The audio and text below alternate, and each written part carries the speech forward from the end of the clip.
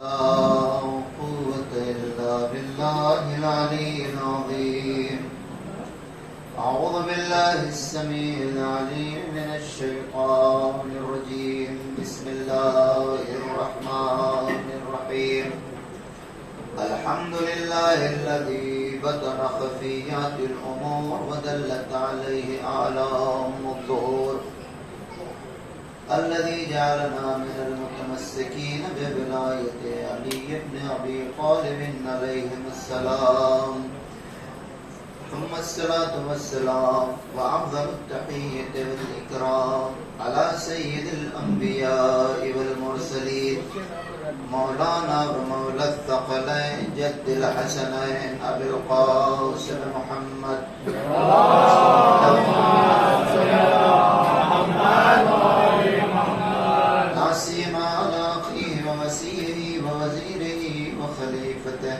وعلى آله الطيبين الطاهرين المعصومين المظلومين المنتخبين المنتجبين، واللعنة الله الدائمة الباقية من الآن إلى قيام يوم الدين على أعدائهم أجمعين. أما بعد، فقد قال الله سبحانه وتعالى في كتابه الكريم والقرآن المجيد وقوله الحق. بسم الله الرحمن الرحيم. إذ تبرأ الذين اتبعوا من الذين اتبعوا ورأوا العذاب وتقطعت بهم الأسباب، وقال الذين اتبعوا لو أن لنا كرة فنتبرأ منهم كما تبرأوا منا كذلك يريهم الله أعمالهم حسرات عليهم وما هم بخارجين من النار. صلى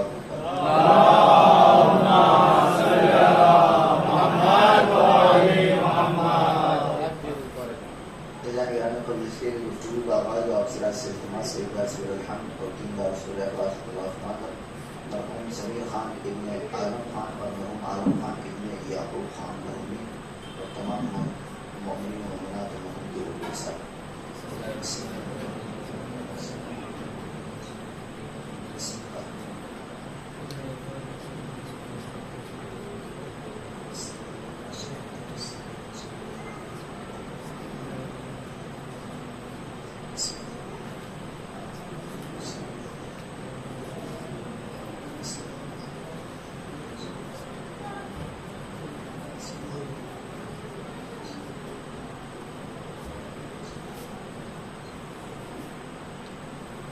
صلوات پڑھنے کا محمد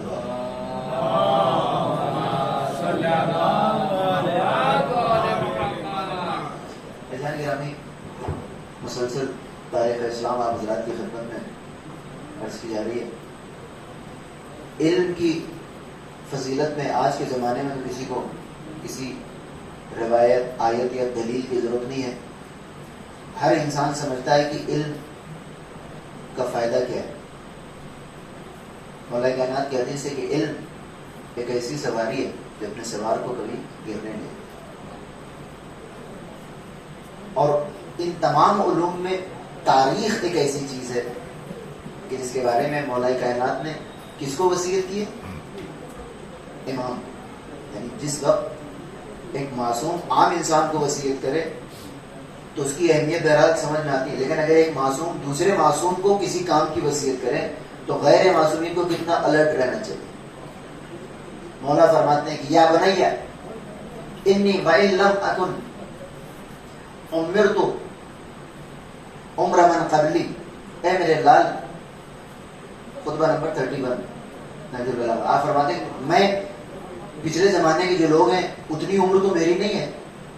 وَلَكِنْ فَكَّرْتُ فِي أَعْمَالِهِمْ وَنَظَرْتُ فِي أَخْبَارِهِمْ وَسِرْتُ فِي آثَارِهِمْ حَتَّى قُلْتُ كَأَحَدِهِمْ.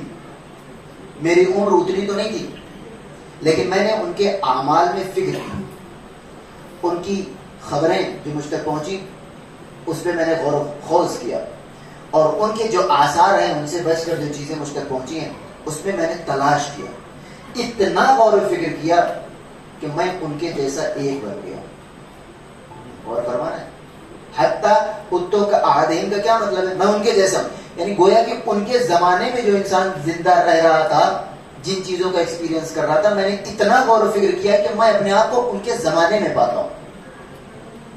اب اگر امام معصوم مولا ایک دوسرے مولا کو حکم دے رہے ہیں، اس وقت پھر مولا فرماتے ہیں کہ تم بھی آگاہ رہنا کیونکہ تمہاری بھی عمر تمام ہونے والی ہے، تمہیں کوئی پریشان نہ کر دے، یہ دنیا کے حالات تمہیں تنگ نہ کرنے پائیں، لہذا آمادہ رہنا. اگر ایک امام کو تاریخ میں غور و فکر کرنے کے لیے کہہ رہے ہیں تو ہمیں تاریخ میں کتنا غور و فکر کرنا چاہیے.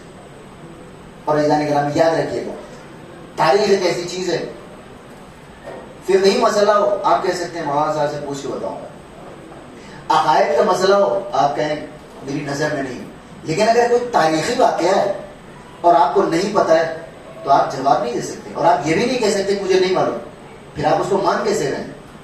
اور فرما رہے یعنی ایک تاریخی واقعے پہ آپ کا ٹیک ہے کہ فلاں انسان ظالم ہے، فلاں مظلوم ہے، اور آپ کو وہ واقعہ نہیں پتا ہے، یہ بات زیادہ دن چلنے والی نہیں ہے. اور سوشل میڈیا کا زمانہ، میں تمیزاً چند باتیں عرض کرنا چاہتا ہوں کہ ہر انسان ایک دوسرے کو، پہلے زمانے میں یہ ہوتا تھا کہ کسی نے سوال پوچھا، مولانا سے گئے پوچھا، اس کے بعد پھر ان کو لا کے جواب دے دیا. اب یہ ہوتا ہے کہ ہر انسان ایک دوسرے کے مقابلے میں کھڑا ہوا ہے، ہر انسان ڈیبیٹ کر رہا ہے، ہر انسان بحث کر رہا ہے. تو اگر آپ معمولی سی معلومات بھی نہیں رکھتے ہیں تو یقین جانیے دو صورتوں سے خالی نہیں ہے. آج کے زمانے میں اگر آپ کو اپنی تاریخ نہیں پتہ ہے، دو صورتیں ہیں، تیسری کوئی صورتحال نہیں. یا تو آپ شرمندگی اٹھائیے یا پھر وائلنٹ ہو جائیے. میرا دین، میرا مذہب، میرا مسلک، تم کون ہوتے مجھے سمجھانے والے. ان دونوں کے علاوہ تیسری صورتحال نہیں ہو سکتی. لیکن اس جانکاری میں اگر آپ کو اس واقعے کے بارے میں تھوڑی سی یعنی جو آپ کا نظریہ ہے اگر اتنا آپ کو پتا ہے، یقین جانیے پوری دنیا میں کہیں بھی آپ چلے جائیے، مذہب کے حوالے سے، اپنے عقیدے کے حوالے سے آپ کو کوئی شرمندگی نہیں اٹھانی پڑے گی. ایک سماعت پڑھنے بعد محمد والے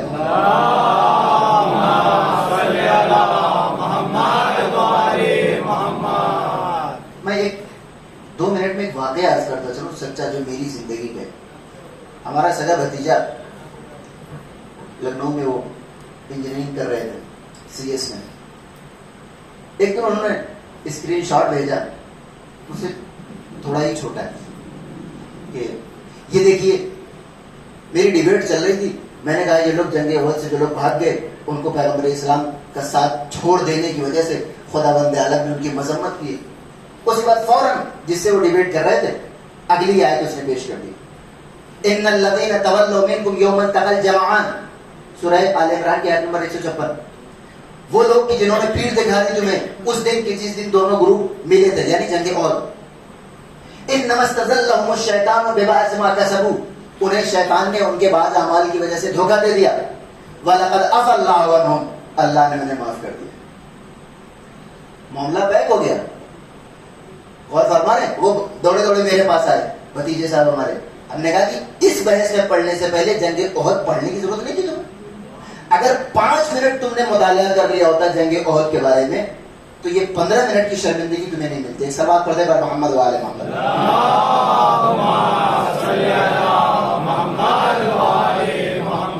تو اب چونکہ ہم جنگ احد سے گزر چکے ہیں لہذا میں وہ جواب ابھی عرض کرتا ہوں. سمپل سی بات ہے. پہلی بات تو یہ کہ اللہ لاکھ معاف کر دے. بھاگنے والا نہ بھاگنے والے کے برابر تو نہیں ہو سکتا. غور فرما رہے، ورنہ عدالت الہی کے خلاف ہے کہ ایک انسان جو بھاگا اور اس کو اللہ نے معاف کیا، اور ایک انسان جس نے اپنے جان کی بازی لگا کر پیغمبر اسلام کو محفوظ کیا، دونوں برابر تو نہیں ہو سکتے.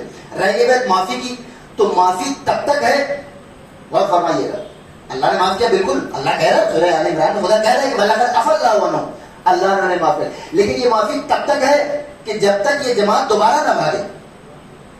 غور فرما رہے. اب اگر اس معافی کے بعد وہ جماعت دوبارہ بھاگتی ہے تو دوبارہ معافی کی ضرورت پڑے گی نہیں پڑے گی؟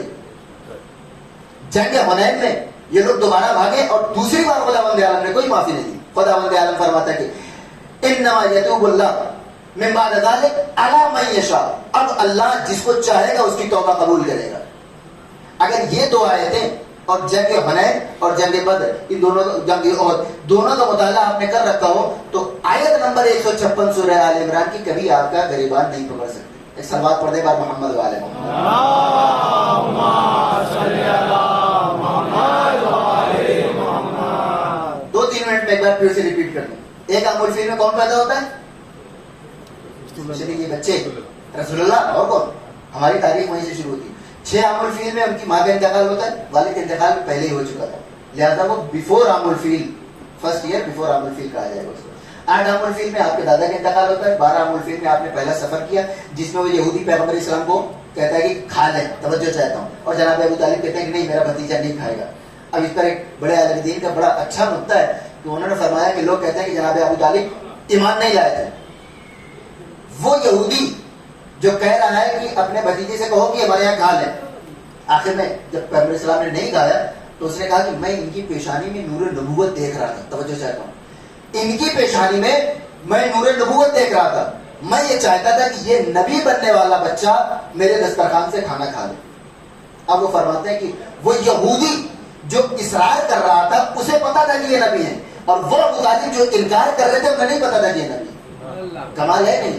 تو تاریخی واقعات جب تک آپ عقل کی پیرائے پر نہیں اس کو دیکھیں گے نہیں سمجھ سکتے, کیونکہ بیچ میں نہ جانے کتنے بادشاہ ہیں, نہ جانے کتنی بار اس تاریخ کو ایڈٹ کیا ہے, نہ جانے کتنے مورخوں کو خریدا گیا.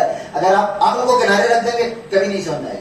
اے جان کے 12 عام الفیل یہ سفر وہی والا ہے. 20 عام الفیل ایگریمنٹ کراتے پیغمبر اسلام سارے عرب قبیلوں کو, اور یہ آپ کی ریپوٹیشن کی دلیل ہے کہ 20 برس میں بچہ ہمارے یہاں بچہ سمجھا جاتا ہے, شاید گریجویشن بھی کمپلیٹ نہ ہوا. 25 عام الفیل میں آپ کی شادی ہو جاتی ہے. 30 میں مولا کائنات اس دنیا میں تشریف لاتے ہیں. 3, 6 اور 12 یاد رکھیں, پہلے خلیفہ, تیسرے خلیفہ اور دوسرے خلیفہ. 35 عام الفیل میں خانہ کعبہ کو دوبارہ بنایا جاتا ہے. 40 عام الفیل میں آپ نبی بن جاتے ہیں, which is known as first بعثت. اس کے بعد 3rd بعثت میں آپ اعلان دعوت ذوالعشیرہ کرتے ہیں. 5th بعثت میں شہزادی سلام اللہ علیہ. 7th بعثت میں وہ بائیکاٹ شروع ہو جاتا ہے. 10 میں جناب ابو طالب اور جناب خدیجہ ایک ساتھ انتقال فرما جاتے ہیں, جس سال کو پیغمبر اسلام نے کہا عام الحزن, میرے لیے غم کا سال ہے. 11 بعثت میں 12 افراد مسلمان ہوتے. پہلی بیعت عقبہ, عقبہ مکہ کے پاس ایک جگہ تھی جہاں پیغمبر اسلام بیٹھ کر عبادت کیا کرتے تھے. 13 بعثت میں 75 افراد مسلمان ہوتے ہیں, دوسری بیعت عقبہ. 14 بعثت میں پیغمبر اسلام ہجرت کر جاتے ہیں, پہلی ہجری. آپ مدینے میں آ کر یہودیوں سے بھی ایگریمنٹ کرتے ہیں کہ ہمارے ساتھ جنگ ہوگی تو تم نیوٹرل رہنا, ساتھ نہیں دو گے چلے گا. اس کے بعد دوسری ہجری میں جنگ بدر ہو جاتی. 3 میں جنگ عہد, 5 میں جنگ خندق, ہم یہاں پہنچے تھے. ساتھ ساتھ پیرل میں 2 ہجری میں مولا کائنات کی شادی, 3 ہجری میں امام حسن, 4 ہجری میں امام حسین, 5 ہجری میں جناب زینب, 6 ہجری میں جناب ام کلثوم. ایک سلوات پڑھتے فرمائیں.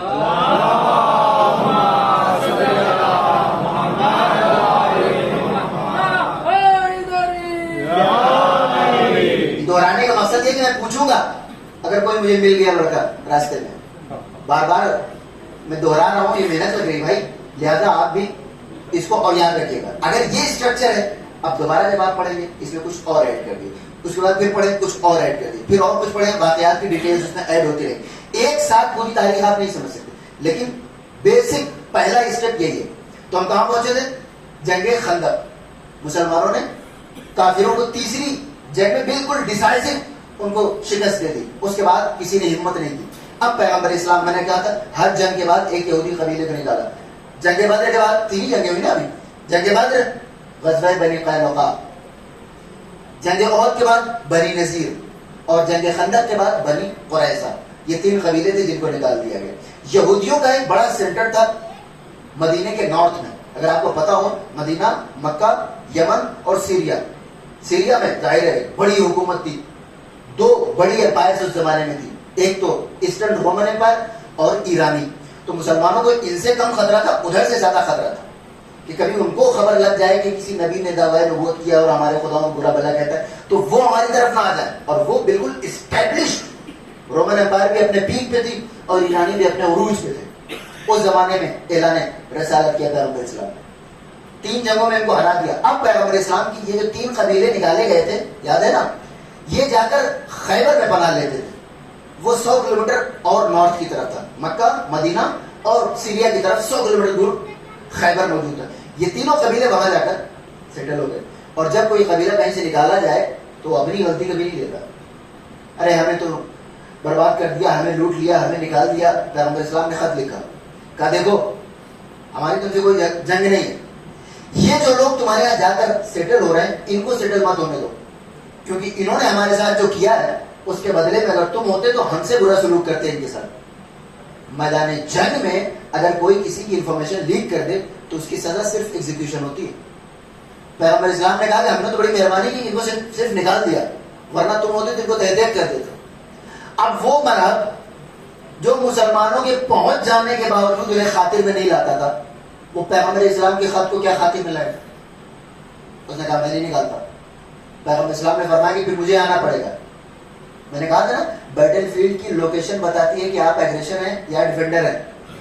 اب تک کی تینوں جنگوں میں کفار آئے تھے مسلمانوں سے لڑنے کے لیے. تینوں جنگیں, بدر بھی, بدر کا کنواں بھی مدینے کے باہر, احد کی پہاڑی بھی مدینے کے باہر, اور وہ خندق جو کھودی گئی تھی وہ بھی مدینے کے باہر, بالکل ملی ہوئی.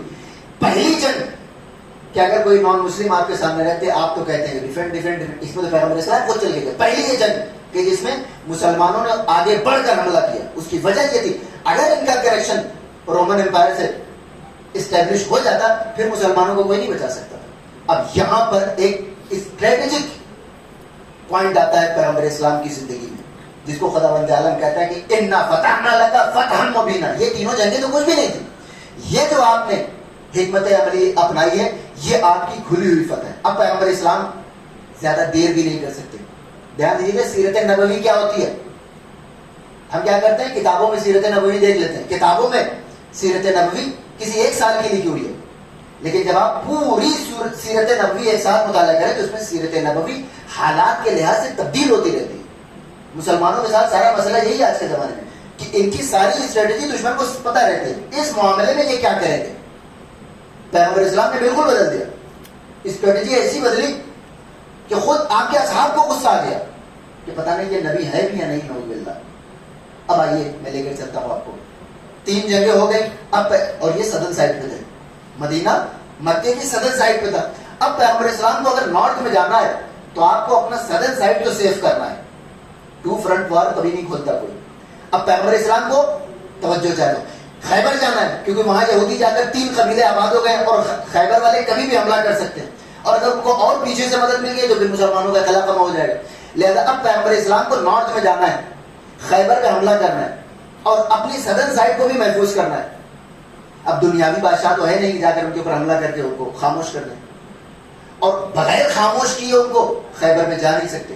تو کیا ہوگا؟ نبی بھی تو ہے, خود سے چڑھ کر, ظاہر سی بات ہے بدر میں ہرایا, احد میں ہرایا, خندق میں ہرایا جس میں سب آ گئے تھے, ہرا دیا. 400 کلومیٹر جا کر ان کو ایک اور شکست دینے میں کچھ جاتا نہیں تھا, لیکن نبی بھی تو ہے, خود سے حملہ نہیں کر سکتے. لہذا پیغمبر اسلام نے ایک حکم جاری کیا کہ ہم لوگ چلتے ہیں اس سال عمرہ کرنے کے لیے. ٹھیک ہے, جانے کے لیے یاد رکھیے گا اگر پیغمبر اسلام کو مدینے والوں سے صلح کرنی تھی تو کچھ تو ڈیولپمنٹ چاہیے تھی, اور وہ بیٹھے بیٹھے تو ہوگی نہیں. لہذا پیغمبر اسلام نے کہا کہ چلو, اور کوئی ہتھیار نہ لے کے جائے. 1400 صحابی بغیر کسی ہتھیار کے پہنچ گئے. مکے والوں نے آ کر روکا, کہ یہ کیا ہے؟ پیغمبر اسلام نے کہا کہ یہ ایک کاسموپولیٹن جگہ ہے, آپ ہمیں روک نہیں سکتے آنے سے. پہلے سے بھی لوگ آتے تھے اور پوری دنیا سے لوگ آتے ہیں, اور ہمارے پاس کوئی ہتھیار بھی نہیں. پیغمبر اسلام نے جس وقت اپنے صحابیوں سے کہا کہ ہتھیار نہ لے چلو, قدم قدم پہ میں آپ کو بتاؤں گا کہ کیسے کیسے فکر پیغمبر سے فکر اصحاب ٹکرا رہی ہے. انہوں نے کہا یا رسول اللہ 1400 افراد بغیر ہتھیار کے, یہ کیا مطلب؟ خاموش رہو, جو میں کہہ رہا ہوں وہ سنو. گئے, ادھر سے 2 افراد آئے, سہیل ابن عمرو اور خالد ابن ولید. ایک ملیٹریلی بہت فیمس تھا اور دوسرا پولیٹیکل معاملات کو ہینڈل کرنے میں ماہر سمجھا جاتا تھا. سہیل ابن عمرو آیا. اب دھیان سے سننا ایک ایک بات. پیغمبر اسلام پہنچے, 24 کلومیٹر پہلے انہوں نے ان کو راستہ روک لیا. نہیں, آپ کو ہم نہیں جانے دیں گے. پیغمبر اسلام کیوں نہیں جانے دیں؟ ہمارا حق ہے, اسلام سے پہلے بھی دنیا آتی ہے, کہاں کہاں سے لوگ آتے ہیں, کبھی نہیں روکا گیا خانہ کعبہ میں جانے سے. ان کا کہ نہیں, آپ کو جانے نہیں دیں گے. آپ کا جانا ہمارے لیے بے عزتی کا باعث ہے. کیوں؟ کا 3 جنگیں ہم آپ سے ہار چکے ہیں, اب جب آپ مکے میں آئیں گے تو لوگ آپ کا منہ دیکھ کر ہمیں تانا دیں گے کہ انہوں نے تمہیں ہرایا بھی اور اب حج کرنے بھی آئے اپنی مرضی سے. پیغمبر اسلام نے کہا ٹھیک ہے. انہوں نے کہا کہ آپ کو اس سال بغیر حج کیے واپس جانا ہے. پیغمبر اسلام نے کہا کہ اس کو لکھ لیا جائے, اگر ہمارے درمیان کوئی سیٹلمنٹ ہوتا ہے تو باقاعدہ اس کو اگریمنٹ کی شکل دے دیتے ہیں. ٹھیک ہے. اب سہیل ابن عمرو نے اپنی شرطیں رکھنی شروع کی. آپ کا کوئی آدمی آئے گا تو ہم واپس نہیں کریں گے, مدینے سے کوئی آیا تو مکے والے واپس نہیں کریں گے. ہمارا کوئی آئے گا تو آپ کو واپس کرنا پڑے گا. پیغمبر اسلام نے کہا ٹھیک. دوسری شرط, اس سال آپ کو حج کرنے کی اجازت نہیں, آپ کو یہیں سے 24 کلومیٹر بچا ہوا ہے, آپ کو یہاں سے واپس جانا پڑے گا. اور تیسری بات, آپ جس سے چاہیں جس قبیلے سے معاہدہ کریں, ہم جس قبیلے سے چاہیں معاہدہ کریں. یہ شرطیں اتنی شدید تھی مسلمانوں کے اوپر. اگر آپ نے اب تک کی تاریخ سمجھ رکھی ہے, بتائیے جنگ بدر میں جنہوں نے ہرایا ہو, احد میں ہرایا ہو, خندق میں پورے عرب کو ایک ساتھ ہرایا ہو, ان 1400 لوگوں سے 2 افراد کتنی بدتمیزی سے بات کر رہے ہیں. کیوں؟ جو بات ہم سمجھ رہے ہیں کیا ان کو نہیں سمجھ میں آ رہی تھی کہ ہم ہارے ہوئے ہیں؟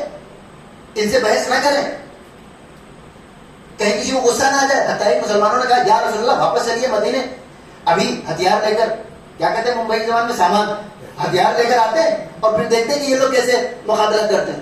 ابھی ہم نے 2 سال پہلے ہی تو ہرایا ہے. اور پیغمبر اسلام کہہ رہے کہ نہیں. اب اصحاب میں کھلبلی, اور یہ جنرل ہسٹری ہے, کوئی شیعہ سنی کا مسئلہ نہیں. خلیفہ دوم کو غصہ آ گیا, غصے کے تیز بھی تھے موصوف. انہوں نے کہا کہ یہ بھی مان لیا, وہ بھی مان لیا, آخر ہماری کوئی عزت ہے یا نہیں ہے؟ اور پیغمبر اسلام بھی ہر بات تسلیم کر کے یہ سمجھا رہے ہیں کہ تمہاری کیا عزت ہے میرے سامنے.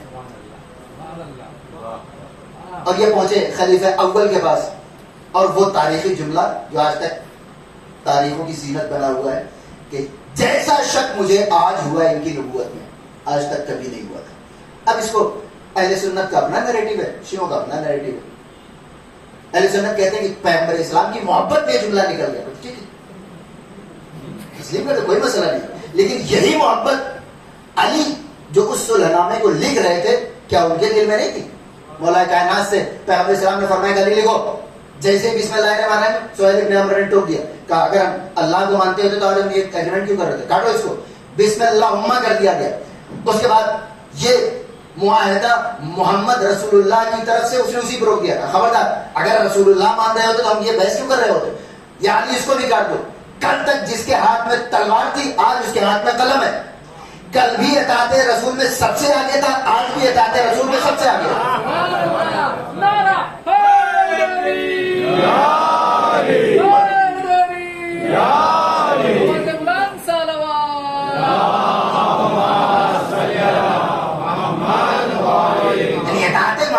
اپنے جذبات کی پیروی کا نام نہیں ہے, امام کی پیروی کا نام ہے اطاعت رسول, معصوم کی پیروی کا نام ہے اطاعت معصوم.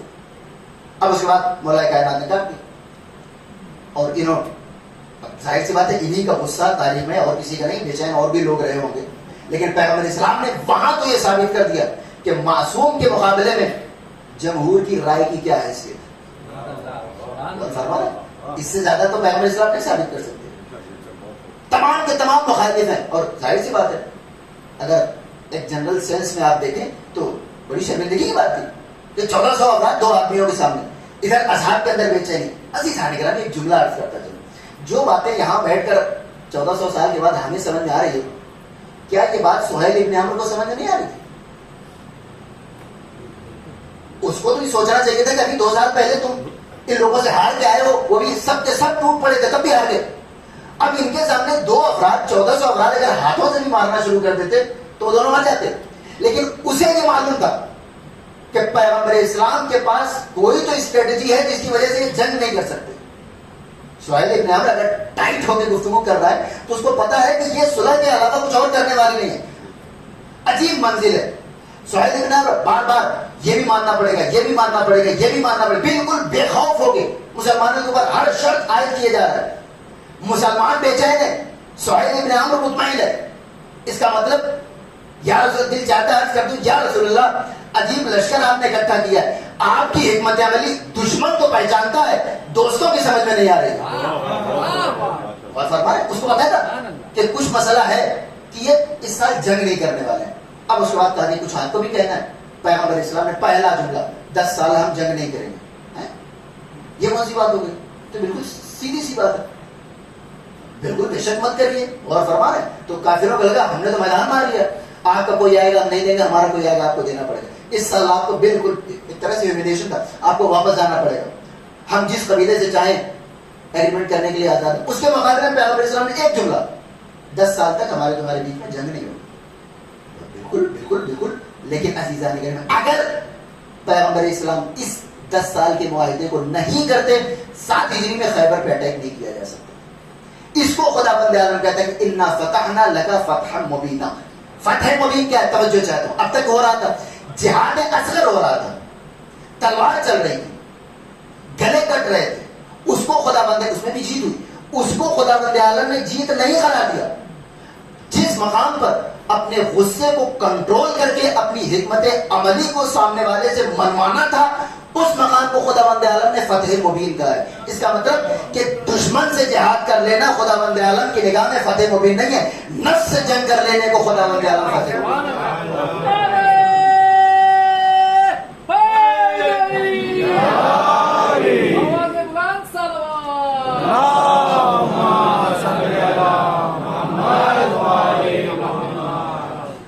پانچ ہجری میں جنگ خندق اور 6 ہجری میں پیغمبر اسلام آئے, اپنا سدرن سائڈ سیف کیا. اب بالکل نیکسٹ 7 ہجری میں خیبر کے اوپر اٹیک ہو جاتا ہے. اب اس طریقے سے اگر آپ نہیں پڑھتے ہیں, اور ایک بار میں نے سوچا کہ پڑھی نہیں, اگر اس طرح سے آپ کے دماغ میں نہ اتاری ہے, یقین جانیے 10 سال تک خیبر خندق سننے والوں کو یہ نہیں پتا ہوتا ہے خیبر پہلے ہے کہ خندق پہلے ہے. ظاہر سی بات ہے, جب مین چیز جو چیز آپ کو نہیں بتائی جائے وہ کہاں سے بتا رہے.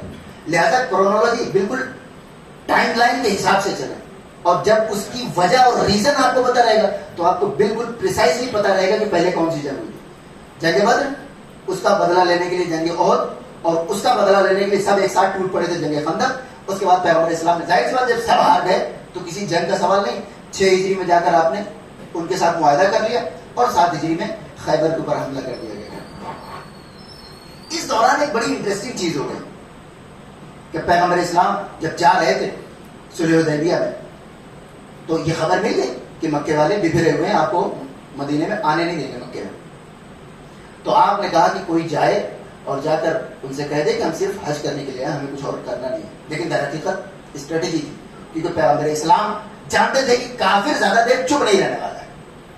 حالانکہ اگر وہ پیغمبر اسلام کو حج کرنے دیتے اور کہتے حج کر کے چلے جائیے, پھر مسلمانوں کو دوسری اسٹریٹجی سوچنی پڑتی, کیونکہ پیغمبر اسلام گئے تھے معاہدے کے لیے. تو خلیفہ دوم سے کہا گیا کہ آپ جائیے. انہوں نے کہا کہ میں نے اتنی مار کاٹ مچا رکھی ہے, غصے کے ذرا بیچارے تیز تھے, کہ میں نے اتنا کچھ کر رکھا ہے کہ وہ تو مجھے تو زندہ چھوڑنے والے نہیں. لہذا بنی امیہ کا کون شخص ہے, جو میں نے پوری لینیج بتائی تھی آپ کو, امیہ, حرب اور ابی العاص. حرب سے ابو سفیان یزید وغیرہ, ابی العاص کے 2 بیٹے, عفان, حکم. عفان سے عثمان, حکم سے مروان. تو یہ وہی کلین تھا. ان کو چنا دیا تیسرے خلیفہ کو کہ بھائی آپ کی تھوڑا بہت ریپوٹیشن ہے, آپ جائیے. یہ گئے اور انہوں نے جا کر رشتہ داریاں نبھانی شروع کر دی. کچھ بھی کیا, دیر ہو گئی آنے میں. اب مسلمانوں کو لگا, اس کو ذرا غور سے سنیے گا, کیونکہ یہ ایک کیا کہتے ہیں اس کو ناک آؤٹ پنچ کی طرح یوز کیا جاتا ہے دوسروں کی طرف سے. لہذا اس کو غور کرنا ضروری ہے. دیر ہو گئی. پیغمبر اسلام نے جنگ احد کا تجربہ تھا پیغمبر اسلام کے ذہن میں, لہذا آپ نے ایک درخت, ببول کا درخت تھا, اس کے نیچے بیٹھے اور سارے صحابیوں سے کہا کہ تم اس بات, کسی کو نہیں پتا نا کہ ان کے اوپر کیا گزری, کہا کہ یہ عہد کرو کہ اگر یہاں جنگ ہو جاتی ہے, تو تلوار تو ہے نہیں کسی کے پاس, تو عہد کرو کہ کوئی مجھے چھوڑ کر نہیں بھاگے گا. سب سے پہلے بیعت کرنے والے مولا کہنا. ظاہر ہے جس نے جنگ احد میں میدان نہ چھوڑا ہو, وہ حدیبیہ میں پیغمبر اسلام کی بیعت کرنے میں کیوں دیری کرے گا. اس کے بعد سب سے آخر میں خلیفہ دوم نے بیعت کی. میں بالکل جنرل ہسٹری پڑھ رہا ہوں تاکہ یہ نہ کہ مرچ مسالہ لگا کے پڑھ دیا, وہ آپ گھر پہ جا کر لگائیے گا. سب سے آخر میں خلیفہ دوم نے بیعت کی. اب اس کے بعد آیت آتی ہے, رضی اللہ عن المؤمنین اذ یبایعونک تحت الشجرہ. اللہ مؤمنین سے راضی ہے. آگے ایک ریزن, کیونکہ وہ ایک درخت کے نیچے آپ کی بیعت کر رہے ہیں. عزیزان, اس کو بھی پیش کیا جاتا ہے, اور وہاں پر 10 افراد عشرہ مبشرہ کہا جاتا ہے جن کو جنت کی بشارت دے دی گئی. مسئلہ یہ ہوتا ہے, یہ کہتے ہیں کہ یہ 10 افراد اب یہ ساری زندگی کے لیے مسٹیک پروف ہو گئے. خدا بند عالم کہتا ہے اگر صرف رضی اللہ عنہ المؤمنین تحت الشجرہ کہہ دیتا کہ خدا بند عالم مومنین سے حدیبیہ کے دن راضی ہو گیا, تب تو ہم تسلیم کر سکتے تھے کہ چلے بھائی بعد میں کچھ بھی کریں گے. لیکن جب خدا بند عالم کہہ رہا ہے کہ راضی ہوا اللہ اس بنا پر کہ یہ آپ کی بیعت کر رہے ہیں, اس کا مطلب کہ جب تک یہ بیعت پہ قائم رہیں گے رضی اللہ نہیں. جس دن اس بیعت کو توڑ دیا اس کے بعد رضی اللہ کہنے کا ذاتی فیصلہ تو ہو سکتا ہے, قرآنی فیصلہ نہیں ہو سکتا. ایک سلوات پڑھتے ہیں محمد والے.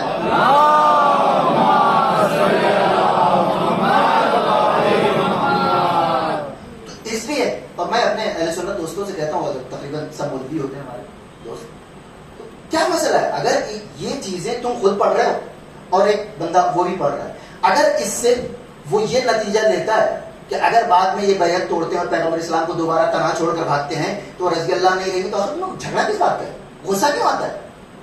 الٹا تم سے سوال ہونا چاہیے کہ تم نے اس لقب کو آگے کیوں بڑھا دیا بغیر کسی ان کے بعد کے عمل کو دیکھے ہوئے آپ نے مطلق رضی اللہ. تو سارا مسئلہ یہی اللہ کے. اس کے بعد پیغمبر اسلام نے کہا کہ کوئی بھاگے گا نہیں, تو سب نے بیعت کر لی. اور اس کے بعد سہیل ابن عامر کے ساتھ وہ معاہدہ ہو گیا. پھر تھوڑی دیر کے بعد وہ خلیفہ سے وہ بھی آ گئے, تو پتا چلا مسلمانوں میں بڑی خوشی ہو گئی, بھائی جس کو ہم مردہ سمجھ رہے تھے ہمارا بندہ زندہ واپس آ گیا. اب اس وقت بڑی انٹرسٹنگ چیز ہوئی. کون تھا وہ جو خط لکھوا رہا تھا؟ سہیل ابن عامر. وہ بہت بڑا پولیٹیکل آدمی تھا. اس نے اپنے بیٹے کو ہتھکڑیوں میں جگہ کے اپنے گھر میں بند کر رکھا تھا کیونکہ وہ مسلمان ہو چکا تھا. ابو جندال, نام سنا ہوا لگ رہا ہے, وہیں سے آیا ہے. ابو جندال وہاں پر ہتھکڑیوں میں بندھا ہوا بیچارہ, وہ اسی حدیبیہ کے مقام پہ پہنچ گیا اور یا رسول اللہ بچا لیجیے. اس نے فوراً کہا واہ محمد, ابھی ہم نے اگریمنٹ کیا, لو تمہارا امتحان ہو گیا. ابھی اگریمنٹ کیا ہے نا کہ ہمارا آئے گا واپس کرنا پڑے گا, تمہارا آئے گا تو ہم نہیں دیں گے. ابھی دیکھتے تم کیا فیصلہ کرتے ہو. 1400 افراد ادھر. بعض صحابہ اپنی تلوار کے دستے کو اس کی طرف اشارہ کر رہے تھے کہ کھینچ لو اور اپنے باپ کا کام تمام کر دو. لیکن پیغمبر اسلام کا جملہ دیکھیے, مقام عصمت کیا ہوتا ہے, معصوم اور غیر معصوم کے فیصلے کا عوام پہ کیا اثر پڑتا ہے. جو لوگ کہتے ہیں غیر معصوم کو بھی مان لیں, جی نہیں, دیکھ لیجیے ہر صحابی سوال مولا کہنا ہے اس کی مرضی یہی تھی کہ اس کو چھوڑا نہ جائے, بیچارہ مومن ہے, پریشان ہے, ہتھکڑیوں میں جھگڑا ہوا ہے, باپ بہت تنگ کرتا ہے, پتہ نہیں لے جانے کے بعد کتنا مارے گا اس کو. ہر صحابی کی خواہش ہی اس کو لے کے چلو. پیغمبر اسلام نے کہا کہ نہیں, حقیقی مومن وہ ہوتا ہے جو طاقت رہنے کے باوجود اپنی بات سے پیچھے نہ ہٹے. اور فرمایا پیغمبر اسلام نے کہا کہ بیٹا ایسا ہے, تم واپس جاؤ, تمہارے لیے اللہ کوئی راستہ نکالے گا. 2 سال کے بعد وہ بیچارہ آزاد ہو گیا.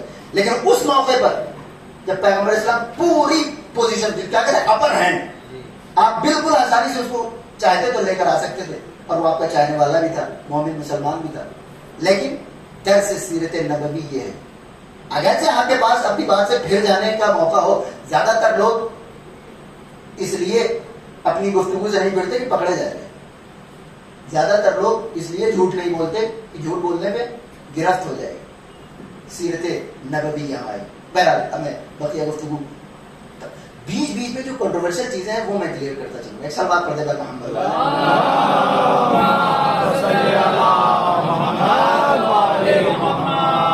یہ کون سا سال ہے؟ 6 ہجری. 5 میں جنگ خندق, 6 میں صلح حدیبیہ, اور اسی سال جناب ام کلثوم سلام اللہ علیہ اس دنیا میں تشریف لاتے ہیں. اس کے بعد اب مسلمانوں نے تیاری کر لی کیونکہ ادھر سے تو سیف ہو گئے. اس کے بعد ایک اور اسٹریٹجی پیغمبر اسلام نے آزمائی. ایک کلوز تھی نا اس میں کہ ہم جس سے چاہیں اگریمنٹ کریں, آپ جس سے چاہیں اگریمنٹ. پیغمبر اسلام نے لوٹتے انہیں کے ایک پڑوسی قبیلے سے اگریمنٹ کر دیا. اور آپ جانتے تھے کہ یہ لوگ زیادہ دن ظاہر ہے کافر ہے, ان کے پاس دین اسلام شریعت قانون اور لا نام کی کوئی چیز تو ہے نہیں. تو پیغمبر اسلام نے احتیاطاً ایک قبیلے ان کے کیا کہتے ہیں پڑوس کا قبیلہ تھا, اسے پیغمبر اسلام نے قبیلہ حوازن یا ان کے پاس انہوں نے ایک ایگریمنٹ کیا قبیلے بنی بکر سے, پیغمبر اسلام نے قبیلے بنی حوازن سے کر لیا اور بنی غطفان سے. واپس آ گئے مسلمانوں نے. یہ کیوں ایگریمنٹ ہو رہا ہے؟ توجہ چاہتا ہوں.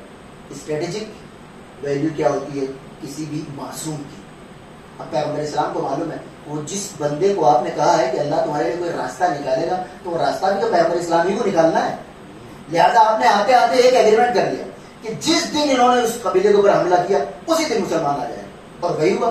کافر زیادہ دن تک صبر نہیں کر سکے. انہوں نے پیغمبر اسلام کا جو حلیف قبیلہ تھا اس کے اوپر بنی غطفان کے اوپر حملہ کر دیا, اور پیغمبر اسلام نے, اور جیسے ہی وہ حملہ ہوا 6 ہے نا 2 سال بعد 8 ہجری میں, ابو سفیان منع کرتا رہ گیا کہ مت کرو یہ کام. اس کو پتا تھا اس نے پوری دنیا دیکھ رکھی تھی. اس نے کہا یہ کام مت کرو, ابھی مسلمان آئیں گے.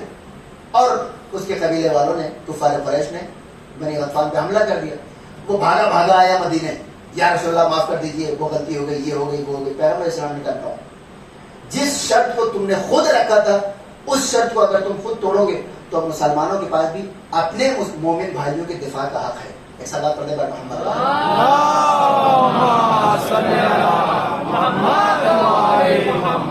تو سیرت نبوی سمجھ میں آ رہی ہے آپ کو؟ ہمارے یہاں کیا ہوتا ہے, ایک طرف سے یا تو گرم رہے گا بندہ یا بالکل نرم پڑ جائے گا. سیرت نبوی یہ کہ حالات کے لحاظ سے اسلام کے ہاتھ میں جو چیز مفید ہو اپنے جذبات کو پیچھے رکھ کر وہ بات سامنے کی جائے. اب مسلمانوں نے خیبر کا فیصلہ کر لیا. اب باقی خیبر تو بالکل ہر انسان کو زبانی یاد ہے, لہذا اس کو بہت زیادہ تفصیلات میں پڑھنے کی ضرورت نہیں. مسلمان گئے, پہلے 4-5 قلعے تھے چھوٹے چھوٹے جس کو مسلمانوں نے فتح کر لیا. مسلمان 2000 کے آس پاس تھے اور وہ 10,000. اور اس کے بعد آخری وہ جس کو خیبر کہتے ہیں, اصل جس میں جنگ خیبر ہے, وہ ٹس سے مسنا ہو وہاں سے. پیغمبر اسلام نے 39 دن کے بعد 40ویں دن کا لأعطین الرأیۃ غدا, بالکل ہر مورخ نے پریسائزلی پن پوائنٹ ایک جملہ بٹ ٹو بٹ یہی رکھا ہے. کل میں اسے علم دوں گا, رجلا کرارا غیر فرار یحبہ اللہ ویحبہ لم یرجع حتی یفتح اللہ علی یدیہ. میں اس کو علم دوں گا, اس مرد کو کہ جو کرار ہوگا, بھاگنے والا نہیں ہوگا, اللہ کو وہ دوست رکھتا ہوگا, اللہ اس کو دوست رکھتا ہوگا, اور اس وقت تک نہیں پلٹے گا جب تک کہ اللہ اس کے دونوں ہاتھوں پہ فتح نہ رکھ دے. میں کہتا ہوں ساری باتیں اپنی جگہ. مسلمانوں نے خلیفہ کسی کو چن لیا, ٹھیک ہے چن لیا, لیکن جو بات آج آپ کو سمجھ میں آ رہی ہے اس زمانے کے مسلمانوں سے کیوں کسی نے نہیں پوچھا کہ وہ انسان کہ جس نے 10 برس کی عمر سے پیغمبر اسلام کے دفاع کی ذمہ داری اٹھائی, 7 ہجری جنگ خیبر میں جوان ہونے کی سند پانے تک ایک لمحے کے لیے اس نے پیغمبر اسلام کی خدمت میں کوئی کوتاہی نہیں کی, اسے پیچھے کیا جائے اور ان لوگوں کو آگے کر دیا جائے کہ جنہوں نے بار بار پیغمبر اسلام کی مخالفت کی اور اس کے بعد قرآن مجید کو ٹوکنا بھی پڑا. تو اب اگر کوئی انسان یہ نظریہ بناتا ہے تو آپ اس کو روک کیسے سکتے؟ اور فرمائیں, ہمارے یہاں بات دوست کرتے ہیں برا بھلا کہتے ہیں اور گالی دیتے ہیں, اور یہ کرتے ہیں, کوئی گالی نہیں دیتا. اور رہی بات برا بھلا کہنے کی, گالی ہمارے یہاں یزید کو نہیں دی جا سکتی, ہم اپنی زبان کیوں مارا. رہ گئی بات برا سمجھنے کی, توجہ چاہتا ہوں. تو جب تم مولوی ہو کر, عالم دین ہو کر, عقل مند ہو کر, سمجھدار ہو کر, تاریخ سامنے رکھ کر غلط کو غلط اور صحیح کو صحیح نہیں کہہ سکتے, تو وہ تو ایک جنتا ہے, وہ ایک عوام ہے. تو جب اس کو غصہ یاد رکھیے گا, جو حق پہ ہوتا ہے اس کا مزاج تھوڑا گرم ہوتا ہے. اور فرمانا جو سچ ہوتا ہے, چاہے وہ غریب ہو بیچارہ, چاہے وہ پسا ہوا ہو, لیکن اس کا مزاج ذرا گرم رہتا ہے. لہذا میں نے بارہا کہا, توجہ چاہتا ہوں, اتحاد کی اس سے بہتر صورتحال کوئی نہیں ہو سکتی. جو تاریخ میں ہو گیا اس کو کوئی جا کر ریورس تو کر نہیں دے گا. اور فرمانا جو خلیفہ بن گیا اس کو تخت خلافت کو اتار تو نہیں دے گا. اگر مثلا ایک انسان جنتی ہے تو لاکھ اس کو جہنمی آپ کہتے ہیں, وہ جہنم میں جانے والا نہیں, تو آخر آپ کو برا کیوں لگتا ہے؟ صرف آپ یہ تسلیم کر لیں کہ ٹھیک ہے, ان روایات سے اگر آپ کو یہ سمجھ میں آتا ہے تو یہ آپ کا حق ہے, اسی دن سارے جھگڑے ختم ہو جائیں گے. ایک سوال پڑھے پر محمد اور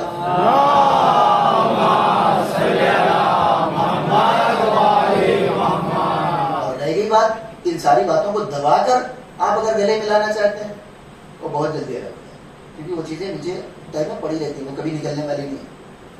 اور اگر آپ کی زبان سے اس کو مٹا بھی دیا جائے تو آپ کی کتابوں سے تو نہیں پڑھ سکتا, اس کو کہاں لے جائیے گا؟ یا یہ کہ بیٹھیے ساری کتابیں ایک دن ایڈٹ کر ڈالیے پھر یہ سمجھ میں آ سکتا. تو سیدھا راستہ اختیار کرنے کی بجائے آپ ٹیڑھا راستہ کیوں اختیار کرتے ہیں؟ ایک سلوات پڑھنے پر محمد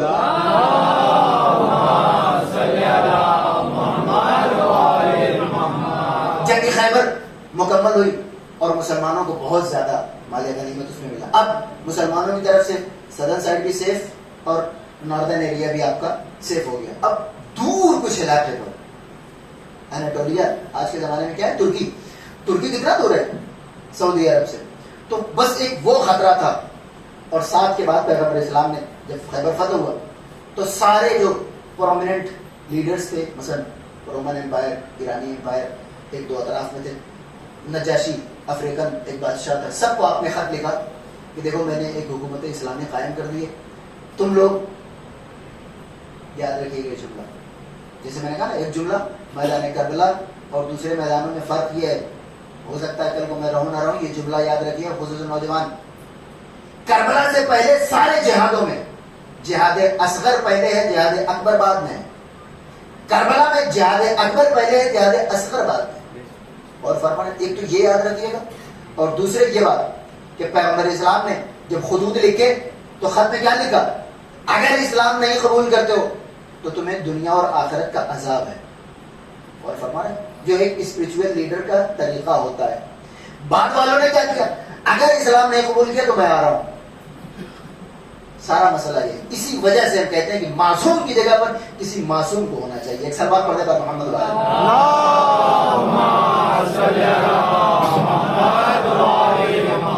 اور یہی ہوا, مسلمانوں نے ایرانیوں کی اینٹ سے اینٹ بجا دی. کیوں؟ کیونکہ کوئی معصوم نہیں تھا. پیغمبر اسلام نے 23 برس میں کتنے لوگوں کو مسلمان کیا, اور اس کے بعد لوگوں سے بڑھ کر آپ اگر ایریا دیکھیں تو اس کا جو ریڈیس ہے عرب سے باہر نہیں گیا, اور مسلمانوں نے اگلے 10 سال کے اندر اندر اسلام کو کہاں سے کہاں پہنچا دیا. اس کو بڑی تعریف سمجھتے ہیں. جی نہیں, موقع پر جس وقت آپ یہ کام کر رہے ہیں ہو سکتا ہے چل جائے, آپ کے ہاتھ میں طاقت ہے, تلوار ہے, آنے والی نسلیں اس کا جواب دیتے دیتے تھک جائیں گے. ایک سلوات پڑھتے بار محمد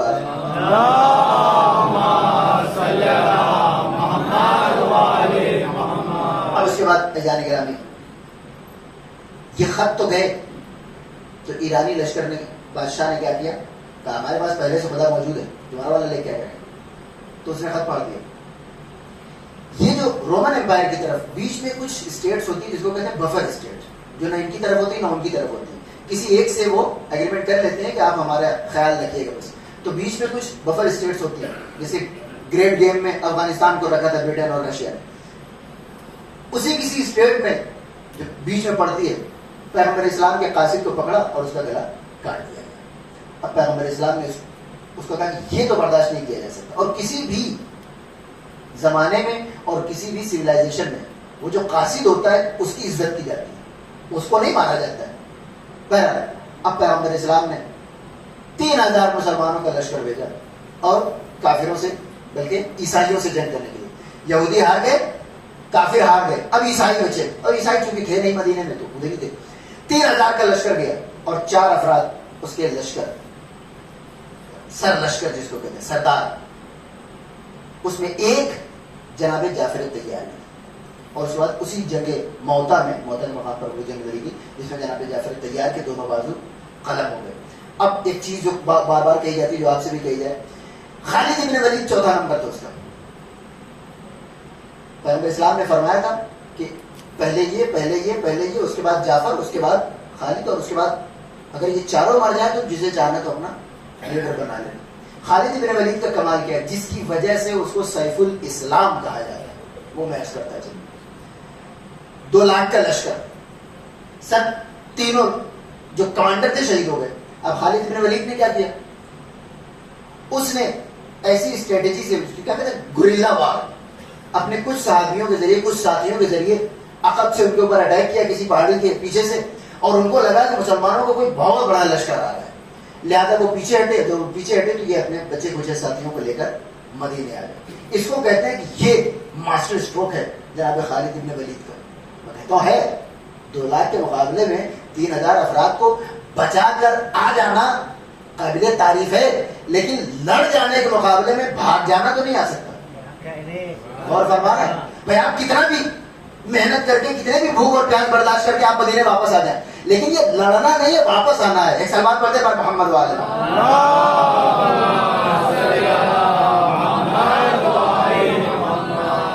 اب بعد کی جنگوں میں ظاہر ہے اس نے کارنامے کیے ہیں, ایسی بات نہیں ہے. جس انسان نے مولائے کائنات کو 17 زخم دے رکھے ہوں اس کے بارے میں تو آپ سمجھ ہی سکتے ہیں, لیکن جس واقعے کی وجہ سے پیغمبر اسلام کی زندگی میں کوئی کارنامہ نہیں سوائے مولائے متقین علی بن ابی طالب علیہ السلام کی زندگی.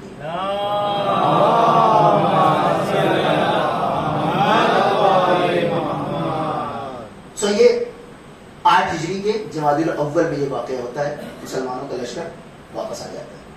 اور اسی کے بعد فوراً جب وہ اس قبیلے کے اوپر حملہ کیا ولی غطفان کے اوپر، پیغمبر اسلام نے کہا کہ اب بس آپ نے 10,000 مسلمانوں کا لشکر جمع کیا اور کافی مسلمان ہو گئے تھے، اور اس کے بعد مکے میں داخل ہوئے. اب جو لوگ کہتے ہیں کہ پیغمبر اسلام نے تلوار کے زور پر مسلمان بنا دیا پورے مکے کو، دھیان سے سنیے گا اس کو. ایک بات یہ بتائیے، جب لوگ مدینہ اور مکے کی جنگ کا تذکرہ کرتے ہیں تو وہ یہ بول جاتے ہیں کہ پیغمبر اسلام اسی مکے کے تھے. وہ یہ سوچتے ہیں مدینہ کسی آؤٹ سائڈر تھے، پیغمبر اسلام اور مکے پہ چڑھائی کر. جی نہیں، وہ اسی مکے کے باشندے تھے. یہ بتائیے ایک انسان اسے اس کے محلے والے، علاقے والے، شہر والے 13 سال تک پریشان کریں، جو پریشانیاں آئیں اس کو کاؤنٹ کر لیا. اس کے بعد اس کو اپنا گھر چھوڑ کر بھاگنا پڑے، اپنے سارے ساتھیوں کو لے کر وہ دوسری جگہ پر جاتا ہے، وہاں پر بھی مسلسل جنگیں، اور وہ بھی ایسی جنگ میں 3 گنا زیادہ فوج لے کر آئے جو ہے کہ آپ ان کو ایلیمنیٹ کرنے کے ارادے سے آئے. اب اس کے باوجود وہ ان جنگوں میں کامیاب ہو، پھر آپ اس سے ایک ایگریمنٹ کرتے ہیں کہ ہم اس کی خلاف ورزی نہیں کریں. اس کے بعد آپ خلاف ورزی کریں اور اس کے چاہنے والے مکے میں آپ کے ہاتھوں سے پریشان ہو رہے ہوں. ان ساری چیزوں کو اکٹھا کر دی جائے، ماڈرن ہسٹری میں بھی موت سے کم کوئی سزا نہیں دی جائے. پیغمبر اسلام آئے، اب مسلمانوں نے کیا الیوم یوم الملحمہ، آج ہم بدلہ لیں گے.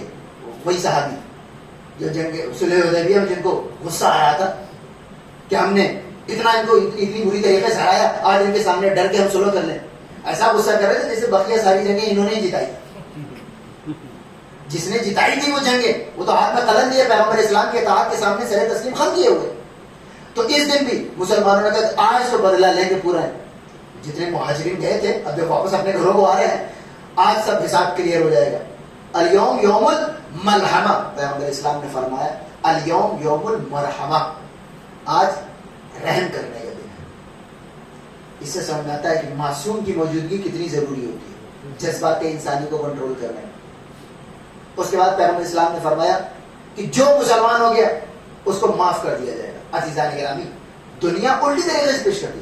پیغمبر اسلام نے کبھی یہ نہیں کہا کہ ایک انسان جا رہا ہے مسلمان ہو جائے ورنہ تیرا گلا کاٹ دوں گا اور وہ مسلمان ہو جائے. جی نہیں، ان لوگوں سے پیغمبر اسلام نے کہا جن کی سزا پہلے ہی موت تھی کہ یہ موت کی سزا رکھنے والے، موت کا حق رکھنے والے اگر مسلمان ہو جائیں تو میں ان کو معاف کر دوں گا. گویا اسلام جان کے خوف سے اسلام کو نہیں کرواتا، بلکہ اسلام نے ان کی جان بخشی کر دی. نہیں اور فرمایا موت کے خوف سے وہ مسلمان نہیں ہوئے، مسلمان ہونے کی وجہ سے ان کی سر سے موت کا خطرہ ٹل گیا. اور پیغمبر اسلام نے کہا کہ سب کو معافی. ایسے میں ایک انسان تھا جس نے جناب حمزہ کے جگر کو چاک کر کے ان کا کلیجہ لے گیا تھا، سینے کو چاک کر کے جگر ان کا لے کر گیا تھا ہندا کے لیے. وہ ایک حبشی غلام تھا. اور جناب حمزہ 2 ہجری میں 3 ہجری میں ہوئی نا جنگ خندق، سوری جنگ جس میں جناب حمزہ شہید ہوئے، جنگ اور کون سی ہجری میں 3.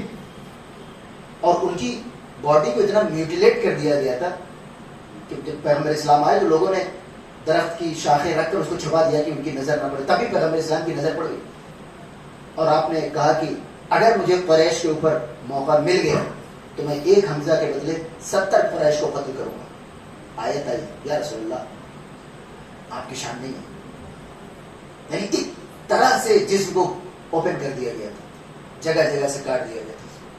وہ بندہ آیا. میں نے یہ واقعہ اس لیے عرض کیا کہ آپ پیغمبر اسلام کی ناراضگی سمجھ جائیں کہ اس بندے سے کتنا ناراض رہے ہوں گے پیغمبر اسلام. وہ بھی آیا کہ یا رسول اللہ آپ نے کہا تو ہے کہ الیوم یوم المرحمہ، تو میرے بارے میں کیا فیصلہ ہے؟ یہ ہوتا ہے امام معصوم رحمت للعالمین. یہیں سے میں مسائل پہ چلوں گا. پیغمبر اسلام نے فرمایا کہ میں نے کہا ہے تو بے شک تمہیں بھی معاف کیا، لیکن دھیان رکھنا جب تک میں مکے میں ہوں میرے سامنے مت آنا. اور فرمایا پیغمبر اسلام نے بھی ساری مصیبتیں برداشت کی، ہر مسائل گزرا پیغمبر اسلام کو پیغمبر اسلام نے ہنس ہنس کے برداشت کیا. لیکن یہ ساری مصیبتیں شاید میدان کربلا سے محسوس ہیں. پیغمبر اسلام نے جناب حمزہ کے قاتل سے کہا میرے سامنے مت آنا کرو، میں اتنا بڑا کلیجہ نہیں ہے. اور اس کے مقابلے میں امام سجاد علیہ السلام کا ایک واقعہ ملتا ہے. پہلے تو آپ 35 برس تک مسلسل گریا کرتے تھے. صحابیوں نے کہا مولا کتنا روئیے گا, اور کیا کہہ کے انسان امام سید سجاد کو کوئی اور کیا کہہ کے تسلی دلا سکتا ہے, مولا بس کیجئے کتنا روئیے گا. مولا نے فرمایا کہ یعقوب کا ایک بیٹا جدا ہوا, اتنا روئے کہ آنکھوں کی بینائی چلی گئی. میرے 18 بنی ہاشم ایک دو پہر میں میری نگاہوں کے ساتھ قتل کرتے. اجرکم اللہ. مولا بازار سے گزرتے تھے, قصاب کو دیکھا جانور ذبح کر رہا. کہ میرے بھائی ان جانوروں کو پانی تو پلاتے ہو؟ کہا مولا کیسی باتیں کرتے ہیں, بالکل پلاتے ہیں. جیسے ہی جواب ملا کہ ہاں ان جانوروں کو پانی پلایا جاتا ہے, مولا نے کربلا کرو کہ بابا یہاں جانوروں کے اوپر بھی پانی بند نہیں ہے, اور آپ کو پتا نہیں کربلا میں ایک جرعہ آپ دینے والا کوئی نہیں تھا. اجرکم اللہ, جزاکم ربکم خیر الجزا. یہ قافلہ امام حسین علیہ السلام کا سرزمین ہے, مدینے سے نکلا. آج کی شب مخصوص ہے مصائب جناب محمد علیہ السلام کے لیے. میدان کربلا میں ساری مائیں, دنیا کی فطرت ہوتی ہے ماؤں کی, اور یہ کوئی غلط بات نہیں ہوتی کہ ہر ماں چاہتی ہے کہ اس کا بچہ ترقی کرے, ہر ماں چاہتی ہے کہ اس کا بچہ سلامت رہے, ہر ماں چاہتی ہے کہ اس کا بچہ اس دنیا میں آگے بڑھے.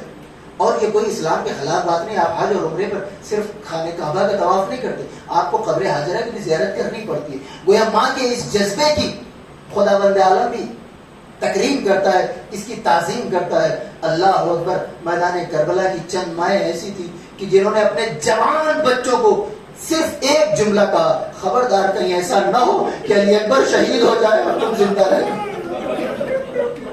اجرکم اللہ, جزاکم ربکم خیر الجزا. جناب اور محمد کی ماں بھی انہی ماؤں میں سے تھی کہ جنہوں نے ساری زندگی جب تک حسین کا لال علی اکبر سلامت رہا اپنے بچوں کو علی اکبر کا صدقہ سمجھا کی.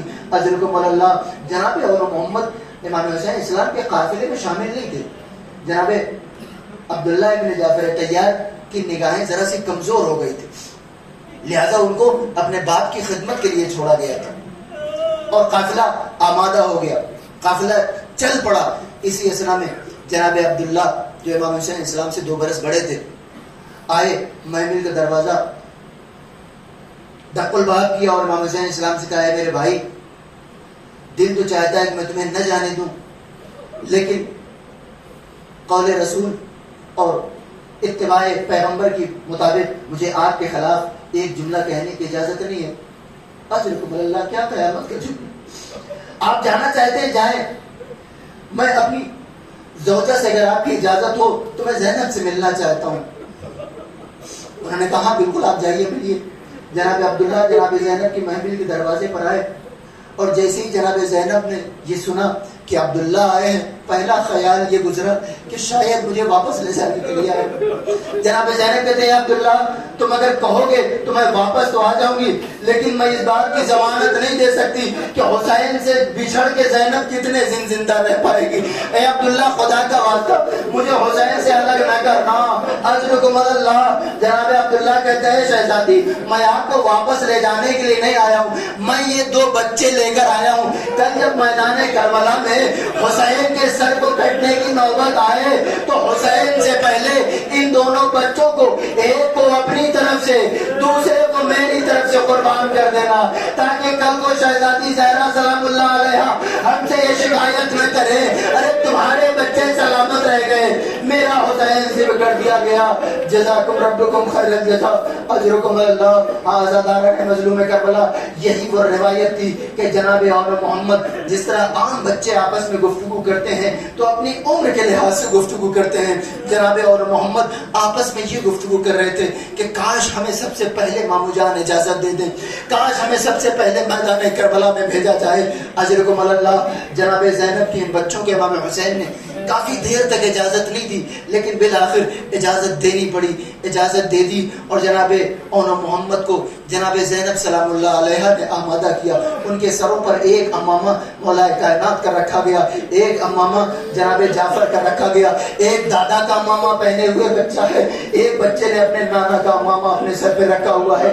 جناب زینب کہتی ہیں اے میرے بچوں آج میں تم سے خوش ہوں, جاؤ جعفر و علی کی جنگ کی یاد دلا دو, لیکن اے میرے بچوں ایک جملہ سنتے جاؤ, تم لڑو گے, تمہارے ہاتھ میں طاقت ہے, تم شجاعت والے گھرانے سے تعلق رکھتے ہو, ممکن ہے لڑتے لڑتے تم دریا کے کنارے پہنچ جاؤ, خبردار اگر علی اکبر سے پہلے تم نے اپنے حق کو طے کر لیا تو یہ ماں تمہیں دودھ نہ بخشے گی. اجرکم اللہ. ماں کی مرضی سن کر یہ دونوں بچے گھوڑوں پر سوار ہوئے, جناب اور محمد گھوڑوں پہ سوار ہوئے جنگ کر رہے ہیں, جناب عباس حوصلہ بڑھا رہے ہیں, واہ میرے لال اور محمد کیا جنگ کر رہے ہو, اب قلب لشکر پہ حملہ کرو, اب میمنے پہ بڑھ کے حملہ کرو, اب اس طرف حملہ کرو.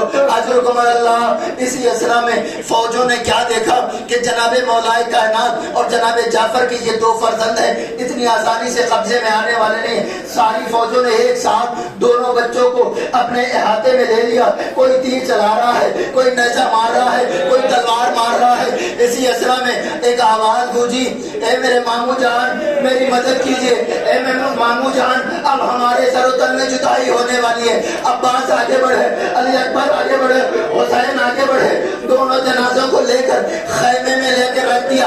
اجرکم اللہ. دنیا کی کوئی ماں اس مقام پر حسین کی محبت کو نہیں پہنچا سکتی. ہم اور آپ اگر آران مظلوم کربلا صرف آنسو بہا سکتے ہیں, لیکن اس سے آگے ہماری دسترس میں کوئی چیز نہیں ہے. جناب زینب نے اپنے بچوں کے نگاہ چہرے پر نظر ڈالی, وہ دونوں بچے تو صرف یہی دو بچے, اس کے بعد جناب زینب کے پاس کوئی اولاد نہیں ہے. دونوں بچوں کو اس عالم میں دیکھا کہ پیشانی اپنے ہی خون سے رنگین ہے, سر و تن میں جدائی ہو چکی ہے.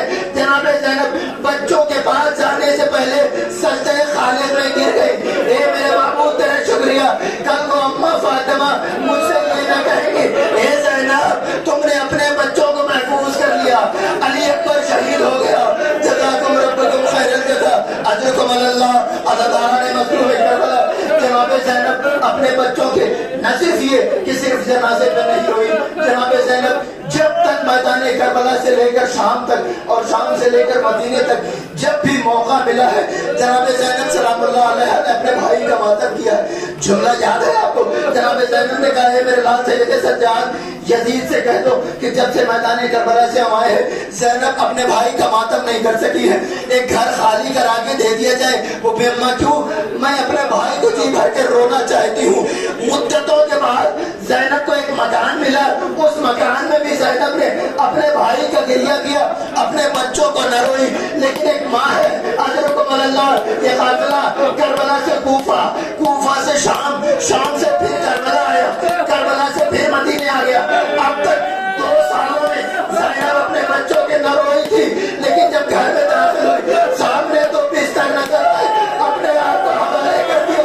اے میرے بچوں اپنی ماں کو معاف کرنا. زینب ساری زندگی حسین کو روتی رہی, تمہارا ماتم نہ کر سکی, اب زینب اپنے بچوں کا ماتم کرے گی. واہ محمد.